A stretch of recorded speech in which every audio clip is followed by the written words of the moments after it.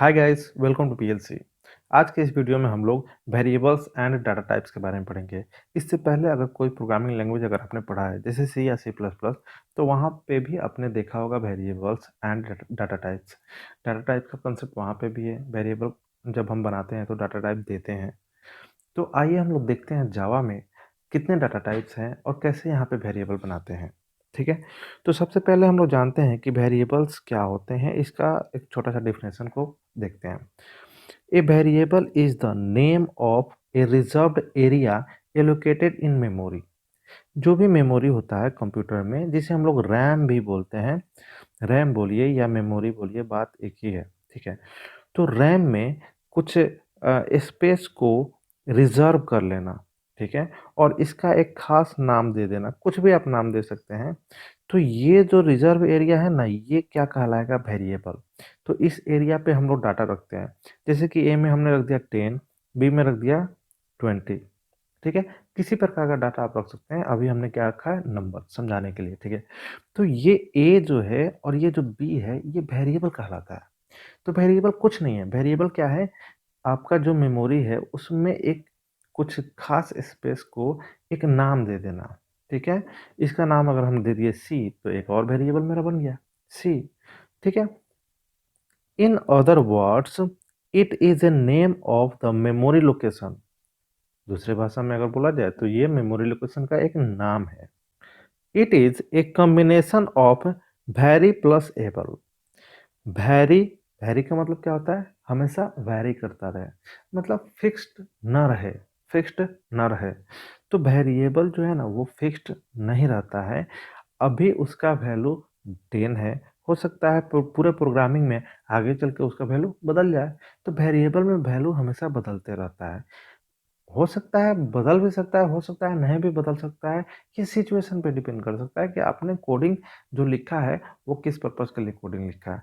मतलब कि वेरिएबल में वैल्यू बदल सकता है, ये चीज़ याद रखिएगा। ठीक है, तो very plus able which means it's value can be change. इसका वैल्यू चेंज हो सकता है, इसीलिए इसका नाम पड़ गया वेरिएबल। इसका नाम क्या पड़ गया? वेरिएबल। अब वेरिएबल बनाते कैसे हैं? अगर आपको वेरिएबल बनाना होगा तो वेरिएबल बनाते कैसे हैं?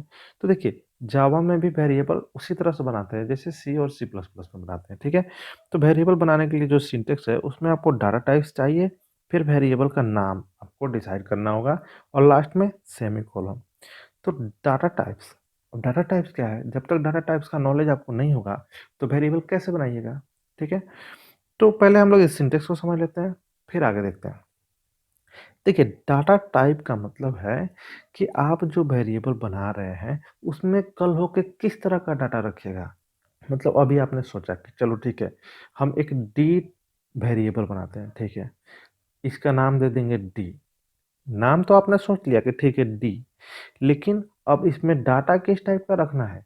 आपको नंबर ही रखना है कि कैरेक्टर रखना है कि पूरा स्ट्रिंग रखना है कि बुलियन रखना है? मतलब किस तरह का डाटा रखना है? तो डाटा किस टाइप का डाटा रखना है, ये आपको पहले विचार कर लेना होगा। ठीक है, तो अगर आप चाह रहे हैं कि नहीं इसमें नंबर रहेगा, लेकिन वो नंबर पॉइंट वाला रहेगा, ठीक है, मतलब फ्लोटिंग पॉइंट वैल्यू रहेगा, तो आपको इसके पहले लगाना होगा फ्लोट। तो फ्लोट हो गया डाटा टाइप, ये हो गया वेरिएबल का नाम, और सेमीकोलन आपको दे देना होगा। तो अब आप इसमें क्या कीजिएगा, जो डी वेरिएबल है इसमें आप कोई नंबर रख सकते हैं जो कि पॉइंट में होगा। ठीक है, तो डाटा टाइप एकदम जरूरी है। हम लोग आगे देखेंगे कितने तरह का डाटा टाइप्स हैं। वेरिएबल आप कुछ इस तरह से भी बना सकते हैं, मतलब एक बार आप डाटा टाइप लिख दीजिए, और इस डाटा टाइप का दो चार वेरिएबल अगर आपको बनाना है तो सबको एक ही लाइन में लिख दीजिए, लेकिन कॉमा से सेपरेट करके। कॉमा से सेपरेट करके अगर इसका एग्जांपल देखा जाए तो नीचे कुछ एग्जांपल है, जैसे कि roll number. Generally roll number integer type होता है, तो रोल नंबर हम लोग इंट के थ्रू डिक्लेयर कर रहे हैं। ठीक है, तो ये कहलाता है वेरिएबल डिक्लेरेशन। वेरिएबल जब हम लोग बनाते हैं तो ये जो हम लोग स्टेटमेंट लिखते हैं, इस स्टेटमेंट का नाम होता है वेरिएबल डिक्लेरेशन। तो यहाँ पे एक वेरिएबल बन रहा है जिसका नाम हो गया रोल, यहाँ पे एक वेरिएबल बन रहा है जिसका नाम है मार्क्स, यहाँ पे एक वेरिएबल बन रहा है यहाँ पे लगातार एक नहीं 4 वेरिएबल बन रहा है, ठीक है? जो सब चारों के चारों क्या है, इंटीजर टाइप के, मतलब चारों variable A B C D इसमें नंबर ही आप स्टोर कर सकते हैं, वो भी विदाउट फ्लोटिंग पॉइंट, क्योंकि इंटीजर होने चाहिए, ठीक है? तो इस तरह करके आप वेरिएबल बना सकते हैं। हाँ, लेकिन वेरिएबल का नाम जब आप डिसाइड कीजिएगा तो उसका कुछ रूल है कि वेरिएबल का नाम आप क्या दे सकते हैं। तो वेरिएबल का नाम में जो रूल है वो आइडेंटिफायर वाला रूल लागू होता है। जब हम आपको टोकेन्स पढ़ाए थे, तो टोकन जब आपको हम पढ़ाए थे, तो टोकन में टोकन का टाइप भी पढ़ाए थे, तो उसमें एक था आइडेंटिफायर। तो आइडेंटिफायर में हम 4 या 5 रूल लिखाए हैं, तो वो रूल आपको ध्यान में रखना होगा जब आप वेरिएबल का नाम दीजिएगा, ठीक है? क्योंकि अगर वो रूल को अगर ध्यान में नहीं रखते हैं तो एरर आ सकता है। तो वो चीज़ थोड़ा-सा देख लीजिएगा आप लोग, जस्ट पिछले वीडियो में ही हमने वो कराया है। आइए अब डाटा टाइप्स देखते हैं, ठीक है? डाटा टाइप्स जावा में डाटा टाइप्स कितने प्रकार के होते हैं? तो सबसे पहले ये 2 प्रकार में इसको बाँटा जाता है। पहला है जो है primitive data type. Primitive primitive का मतलब पहले से जो बना बनाया डाटा टाइप है। नॉन प्रिमिटिव मतलब ये आप बनाते हैं, ठीक है? यहाँ पे डाटा टाइप आप भी बना सकते हैं। क्लास के थ्रू आप बना सकते हैं, ठीक है? इंटरफ़ेस के थ्रू बना सकते हैं, एरे के थ्रू आप बना सकते हैं। तो क्लास एंड ऑब्जेक्ट तो हम लोग बाद में पहुँचेंगे, क्लास एंड ऑब्जेक्ट तक। वहाँ पे जब हम लोग पहुँचेंगे तो हम अब आपको समझा देंगे कि कैसे हम लोग यूज़र डिफाइंड डाटा टाइप तैयार कर सकते हैं। लेकिन अभी हम लोग का मेन फ़ोकस रहेगा प्रिमिटिव डाटा टाइप पे। तो ठीक है? तो चलिए प्रिमिटिव को ही कवर करते हैं। प्रिमिटिव डाटा टाइप को 2 भागों में बाँटा जाता है। एक हो जाता है न्यूमेरिक, दूसरा हो जाता है नॉन न्यूमेरिक।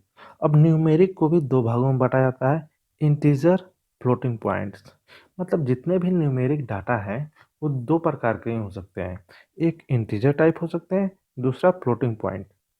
नॉन न्यूमेरिक मतलब नॉन न्यूमेरिक का मतलब है कि न्यूमेरिक नहीं हो, ठीक है? नंबर छोड़ के बाकी कुछ। तो कैरेक्टर होगा नॉन न्यूमेरिक और बुलियन होगा नॉन न्यूमेरिक, ठीक है? तो कैरेक्टर क्या होता है, जितने भी ये अल्फ़ाबेट वगैरह हो गया, नंबर हो गया, नंबर भी कैरेक्टर में आ सकता है, स्पेशल सिंबल्स हो गया, ये सब कैरेक्टर कहलाते हैं। देखिए कैरेक्टर का मतलब हो गया कि एक सिंगल सिंबल, ठीक है? मतलब एक सिंगल सिंबल, जैसे कि ये ए लेटर है तो इसको हम लोग सिंबल भी बोलते हैं। इसको अगर सिंगल कोट में आप लिखते हैं तो ये कैरेक्टर डाटा हो गया। उसी तरह से सपोज कि एट द रेट को अगर सिंगल कोट में आप लिखते हैं तो ये कैरेक्टर डाटा हो गया। तो इस तरह के डाटा को अगर आप स्टोर करना चाहते हैं तो कैरेक्टर डाटा टाइप आपको यूज करना होगा। देखिए कैरेक्टर डाटा टाइप कैर कीवर्ड का यूज करके हम लोग डिफाइन करते हैं, ठीक है? हालांकि यहाँ पे कैरेक्टर लिखा हुआ है लेकिन सारे डाटा टाइप नीचे शो होंगे, अभी आपको बता दिए जाएंगे, ठीक है? तो यहाँ पे है कैरेक्टर और बुलियन, ये कहाँ आते हैं? नॉन न्यूमेरिक में आते हैं, ठीक है? चलिए, तो अब हम लोग पहले न्यूमेरिक को कवर करते हैं, ठीक है? देखिए ये जो टेबल जो दिख रहा है ना, ये टेबल पूरा का पूरा एक बुक से निकाल कर लाए हुए हैं ताकि एकदम बढ़िया से कंसेप्ट आपको मिल जाए। तो देखिए इंटीजर टाइप्स मतलब इंटीजर डाटा रखने के लिए अगर आप कोई वेरिएबल बनाते हैं तो आपको इनमें से कोई डाटा टाइप यूज करना होगा। देखिए इंटीजर डाटा को हैंडल करने के लिए 4 डाटा टाइप है यहाँ पे, ठीक है? इंटीजर डाटा को हैंडल करने के लिए 4 डाटा टाइप है। जैसे कि सपोज कोई रोल नंबर ही है, आप उसको स्टोर करना चाहते हैं, तो वेरिएबल का नाम तो आपने दे दिया रोल, ठीक है? डाटा टाइप आप दे दिए इंट, ठीक है? और अब इस तरह से कर दिए तो क्या हुआ, एक वेरिएबल बन गया जिसका नाम हो गया रोल। तो इसमें आप रोल नंबर कुछ भी स्टोर कर सकते हैं, ठीक है? तो फिर आप कहिएगा कि इंट से काम मेरा चल ही रहा था, तो फिर ये बाइट, शॉर्ट, लॉन्ग ये सब क्यों लाया गया? तो आइए पहले इस चीज़ को समझते हैं। अगर आप बाइट डाटा टाइप का यूज़ करते हैं, ठीक है? आप यूज़ करते हैं बाइट, ये हो गया डाटा टाइप, और सपोज कि आपने वेरिएबल का नाम दे दिया रोल, ठीक है? तो ये जो वेरिएबल होगा रोल, तो इसमें वैल्यू आप वैल्यू जो आप स्टोर कीजिएगा वो मैक्सिमम कितना वैल्यू स्टोर हो सकता है, तो 127। मतलब कि अगर किसी क्लास में 128 स्टूडेंट है, 128 स्टूडेंट है, तो 127 स्टूडेंट तक का तो डाटा स्टोर हो सकता है, लेकिन 128 डाटा स्टोर नहीं हो सकता है, क्योंकि ये मैक्सिमम 127 डाटा ही स्टोर कर सकता है। इससे एक भी ज़्यादा स्टोर नहीं करेगा। लेकिन आपको ज़रूरी है कि नहीं, मेरे पास 150 स्टूडेंट हैं, फिर डाटा स्टोर करना होगा तो कैसे करेंगे? तो अगर इस तरह का सिचुएशन क्रिएट हो जाता है जिसमें आप 127 से ज़्यादा वाला वैल्यू स्टोर करना चाहते हैं, तो फिर ये कहता है ठीक है, तब आप बाइट छोड़ दीजिए, बाइट से आपका काम नहीं चलेगा, तब आप सॉर्ट का इस्तेमाल कीजिए। तो आप क्या कीजिएगा, यहाँ पे बाइट को हटा के अपना जो भी डाटा टाइप है वो सॉर्ट कर लीजिएगा। तो सॉर्ट मैक्सिमम डाटा कितना हैंडल कर सकता है? 32,767। ठीक है, 32,767 डाटा मैक्सिमम। उसी तरह मिनिमम में जाइएगा तो माइनस उतना तक हैंडल कर लेगा। ठीक है, लेकिन फिर कहिएगा कि नहीं, हमको इससे भी ज़्यादा डाटा स्टोर करना है, तो फिर आपको इंट पे स्विच करना होगा। आपका काम फिर शॉर्ट से भी नहीं चलेगा। तब आप क्या कीजिएगा, शॉर्ट को काट के फिर इंट लगाइएगा। तो आपको खुद समझना है कि आपकी क्या ज़रूरत है। तो ज़रूरत के हिसाब से क्या कीजिएगा, आप ये सब जो भी डाटा टाइप्स है, इसमें से कोई डाटा टाइप को आप यूज़ कीजिएगा। लॉन्ग डाटा टाइप अगर आप यूज़ करते हैं तो काफ़ी, मतलब देख रहे हैं ये, काफ़ी बड़ा-बड़ा डाटा को ये हैंडल कर सकता है। ठीक है? हो सकता है आप अब आई होप आप समझ गए होंगे। ठीक है? तो ये 4 प्रकार का डाटा टाइप केवल इंटीजर वैल्यू हैंडल करता है, केवल इंटीजर। इसमें कहीं से कोई फ्लोटिंग पॉइंट वैल्यू की बात हम नहीं कर रहे हैं। अगर आप बाइट यूज़ कर रहे हैं, तो बाइट 1 बाइट स्पेस लेता है। शॉर्ट यूज़ करेंगे तो ये 2 बाइट लेगा। इंट 4 बाइट मेमोरी में स्पेस लेगा। लॉन्ग मेमोरी में 8 बाइट स्पेस लेगा। ठीक है? तो अगर आप यहाँ पे ये सब चीज़ समझ गए, तो आगे कोई दिक्कत नहीं होगा। तो चलिए अब हम लोग चलते हैं थोड़ा-सा फ्लोटिंग पॉइंट अगर वैल्यू स्टोर करना होगा तो। ठीक है? अब आ जाइए, देखिए फ्लोटिंग पॉइंट अगर वैल्यू स्टोर करना है आपको, तो उसके लिए 2 डाटा टाइप है, फ्लोट और डबल। ठीक है? तो फ्लोट का इस्तेमाल कीजिएगा तो ये कितना स्पेस लेगा? 4 बाइट। जैसे कि आपने लिखा फ्लोट और मार्क्स, हालाँकि मार्क्स हटा देते हैं। प्राइस, किसी प्रोडक्ट का प्राइस है, तो जो भी वेरिएबल बनेगा, ठीक है? जो भी वेरिएबल है इसका नाम है प्राइस। तो ये क्या करेगा, ये मिनिमम इतना तक डाटा स्टोर कर सकता है और मैक्सिमम इतना। अब बहुत सारे स्टूडेंट को ये समझ में नहीं आता ये लिखा क्या है। देख रहे हैं बीच में ई लिखा है, अरे ई का क्या मतलब है, इस ई का क्या मतलब है? तो इसको थोड़ा सा हम क्या करते हैं, तोड़ के समझा देते हैं। देखिए थोड़ा सा जूम कर देते हैं। देखिए यहाँ पे ई लिखा है ना, तो इसका मतलब होता है 3.4 इंटू 10 टू द पावर, ई का मतलब 10 टू द पावर माइनस 38। देख रहे हैं यहाँ पे माइनस लिखा हुआ, माइनस लिखा हुआ है। ठीक है?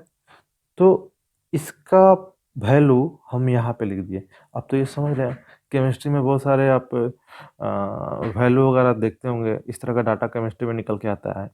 10 टू द पावर इस तरह का वैल्यू निकल के आता है। तो ठीक उसी तरह से अगर यहाँ देखा जाए, तो इसको हम लोग कैसे लिख सकते हैं? इसको लिख सकते हैं 1.7 10 टू द पावर, पहले इंटू कीजिए। ठीक है? Into 10 to the power 38। ठीक है? कुछ इस तरह से आपको ये चीज़ लिखना होगा। यहाँ पे 0.38 लिखा है। ठीक है? तो आप 0 पॉइंट को कम कर सकते हैं थोड़ा सा कैलकुलेशन करके, लेकिन ये 10 टू द पावर ही जाएगा। ठीक है? यहाँ पे पॉजिटिव है प्लस में, तो यहाँ पे ये प्लस वाला है। प्लस आप ना भी लिखिएगा तो आप तो समझ ही जाते हैं कि प्लस में है, लेकिन निगेटिव लिखने के लिए आपको निगेटिव दिखाना होगा। ठीक है? तो हो सकता है आप इस चीज़ को समझ गए हों। चलिए, तो यहाँ पे अगर फ्लोट आप यूज कर रहे हैं, तो फ्लोटिंग पॉइंट वैल्यू देख रहे हैं, ये 10 टू द पावर मतलब इतना बड़ा बड़ा वैल्यू को भी आप इसमें स्टोर कर सकते हैं।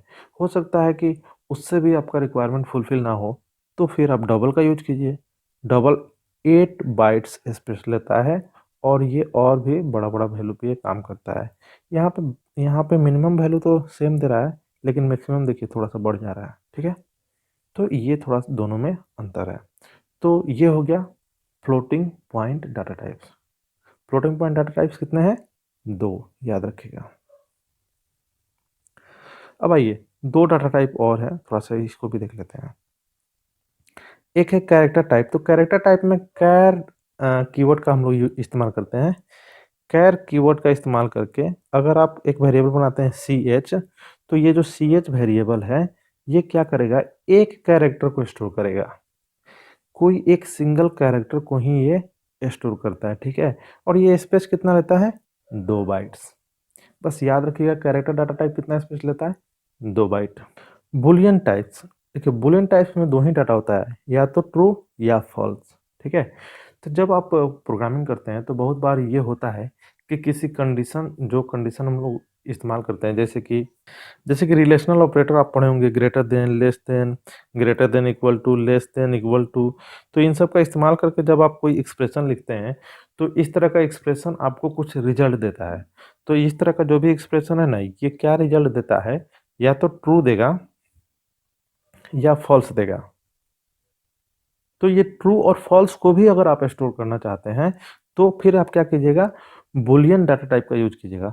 तो बूलियन डाटा टाइप में बूलियन कीवर्ड का इस्तेमाल किया जाता है, जिसका बी छोटा होता है। तो मतलब कोई आप वेरिएबल जो बना रहे हैं, सपोज कि आप वेरिएबल बना रहे हैं ऐसे बूलियन,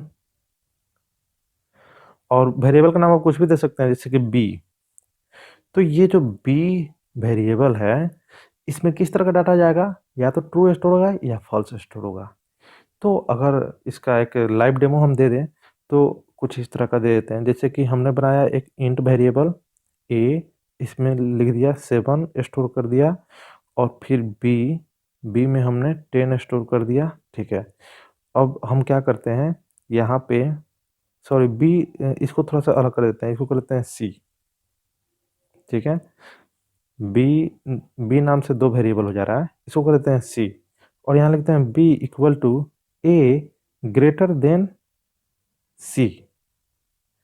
तो ये क्या रिजल्ट देगा, ये देगा फॉल्स, क्योंकि ए सी से ग्रेटर नहीं है। तो इस सिचुएशन में बी में क्या स्टोर हो जाएगा, फॉल्स।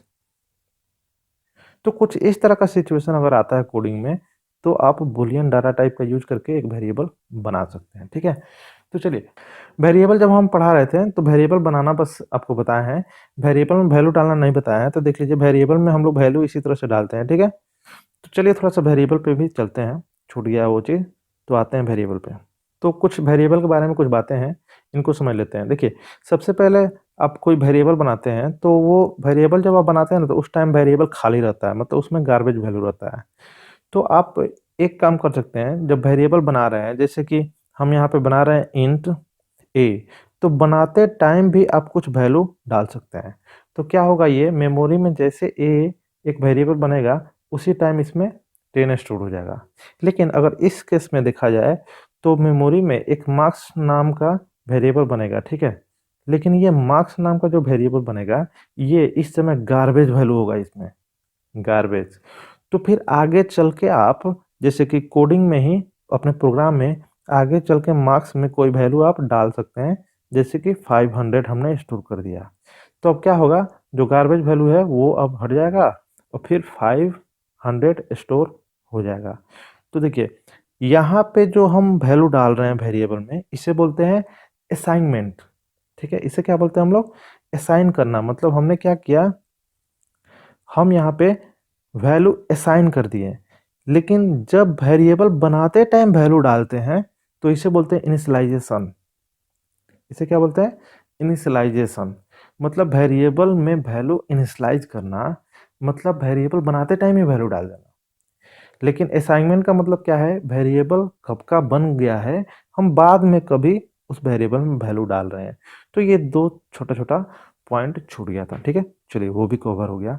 चलिए, मिलते हैं नेक्स्ट वीडियो में, जहाँ पे हम लोग क्या करेंगे, कुछ प्रोग्राम बनाएँगे, ठीक है? वहाँ पे कुछ वेरिएबल्स बनाएँगे, उसमें वैल्यू डालेंगे, फिर उसको प्रिंट करके देखेंगे, कुछ ऑपरेशन परफ़ॉर्म करेंगे जैसे कि अरिथमेटिक ऑपरेशन, कुछ ऐड करना, सब्ट्रैक्ट करना, मल्टीप्लाई करना, ये सब चीज़ हम लोग नेक्स्ट वीडियो में देखेंगे। चलिए इस वीडियो को यहीं ख़त्म करते हैं। अगर वीडियो पसंद आया हो तो प्लीज़ लाइक लाइक कीजिएगा। अगर अभी तक सब्सक्राइब नहीं किया तो ज़रूर सब्सक्राइब कर दीजिएगा। मिलते हैं नेक्स्ट वीडियो में, तब तक के लिए थैंक यू।